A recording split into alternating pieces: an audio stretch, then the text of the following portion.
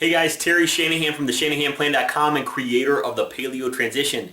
And today I want to answer a Facebook question. I had somebody write in and ask if red meat was bad for them. And that's probably the biggest misconception in the history of nutrition is the fact that red meat is bad for us, okay? So there's an article on the front of Time magazine, I believe it was June 12th, 2014, huge, like 10-page article, lots of citations, peer-reviewed published research stating that, ending the war on fat, I think was the name of the article, and it gives all kinds of information, debunking the information that we have been taught, basically stating that fat is not bad for us. Whoops, sorry, we were wrong. Telling everybody to go on a low-fat diet was the worst thing we could have done because it increased diabetes, it increased heart disease, increased all kinds of the diseases of civilization because it forced us to eat a lower-fat diet, which was higher in sugar and higher in grains. So fat in and of itself is not bad for us, and red meat is probably the biggest culprit in there of things that people are scared of.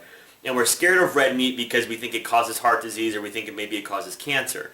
And again, most of the literature showing that has been completely debunked and is not accurate. The studies that do show that, in fact, they classify things for those studies. A lot of times they're observational studies, meaning that people take a survey, they go in and they check off how many times per week they eat certain things, and red meat in those surveys is classified as pepperoni pizza, hot dogs, McDonald's, super poor quality commercialized meat. Okay, so yes, that meat is bad for you. It's very processed, it comes from very sick animals, and there's nothing good about it. But if you look at red meat from, an example would be grass-fed cows. Okay, so pasture-raised, grass-fed, grass-finished, so there's no grain in their diet at all. The fat profile and the toxicity profile in the fat of those animals is completely different and is completely healthy. And so one of the things that cracks me up is when your doctor tells you, you're at risk for heart disease, you should stop eating red meat. Well, to me it's ridiculous because he also puts you on fish oil, which is high omega-3 fatty acids.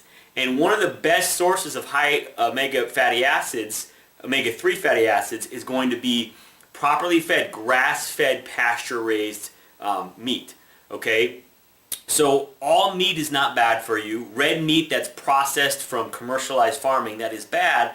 But if you're getting red meat from grass-fed cows that were not fed antibiotics, were not fed steroids, and were fed grass and pastured their entire life, those cows, the fat content, the protein content, everything they have in them is going to be much healthier, and it's not bad for you.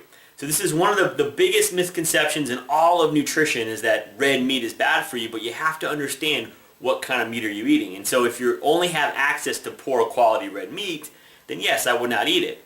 But if you're like me and you eat grass-fed, completely grass-fed, pasture-raised cow on a daily basis, that's a totally different story. It's going to affect your inflammatory markers, your cholesterol, everything else much more. So don't be fooled. All red meat is not bad for you. Great question.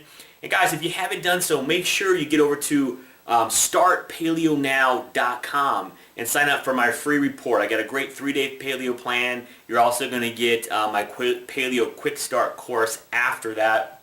And if you have any questions, make sure you comment below, and I'll be sure to answer all your questions.